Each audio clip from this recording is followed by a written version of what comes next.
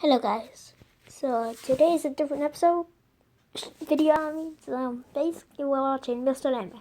If you don't know who's Mr. Nightmare, basically he's a person which make scary stories, or horror stories you say. Basically it's true stories, but that's he researched about scary stuff, so that means you should enjoy. But I just watched 8 minutes of this, so yep. Gum, so yep. The front door was wedged open, of course. Surely students came in there all the time. My friend Jack pushed open the door fully with force. It was so dark in there. There was little light from outside to begin with. It seemed like there was just a bunch of old, empty crates, a lot of them smashed to pieces. There was a kind of nasty smell, however, one that my friends didn't remember the last time we were in there. The sound of something squishy plopping on the ground, and then a foot hitting the wood floor made us all jump. In the corner of the room was the shadow outline of a really tall person. We could only see him due to the little amount of light sneaking in through the window. We didn't scream or anything. We simply walked out the door the way we came in and walked quickly back in the direction of the school, aka civilization. All three of us took a look back at the window nearest to the person, and I swear to God, at that exact moment, the first flash of lightning struck, and what we saw during that flash was nothing short of horrifying. There was a guy with a seriously deformed face standing at the window, and I don't mean to talk ill of anyone with any kind of deformity, but this man almost didn't look human. Half of his face seemed to be drooping down. You couldn't even see one of his eyes. He was so close to the window too, his face was practically pressed up against it. I initiated a run and my friends followed. We got back down to the sump in less than a minute, where we collected our thoughts on what to do next, just as the rain started to finally come down.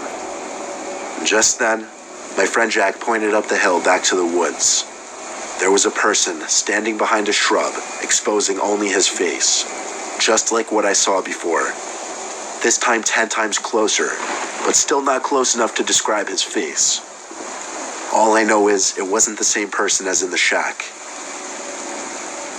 We ran back to the school and hid by the back entrance where it was dry. We all came to an agreement to just go home, forget about what just happened, not to tell anyone, and never go back to that shack again. And that was exactly what we did.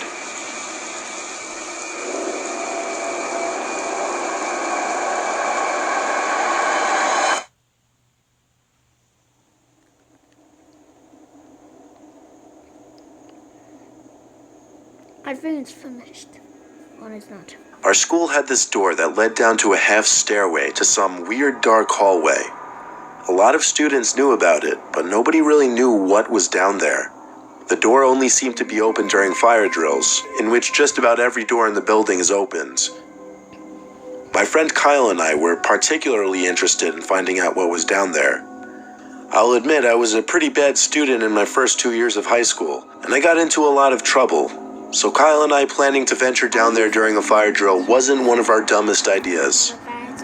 We had 3 classes together out of 8, so our chances of being in the same class during a fire drill was pretty decent, and luckily it happened during study hall.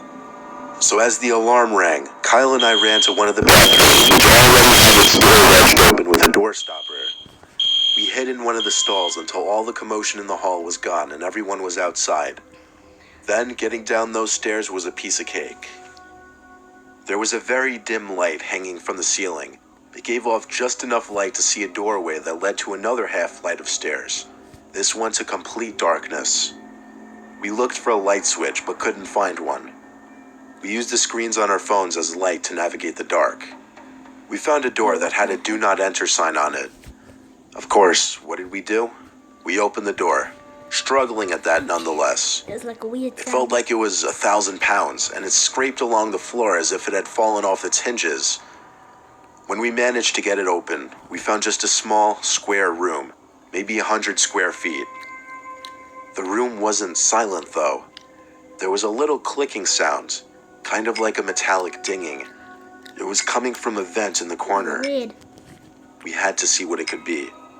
Maybe an animal or something. But as we went closer, we started to hear grunting and groaning type noises.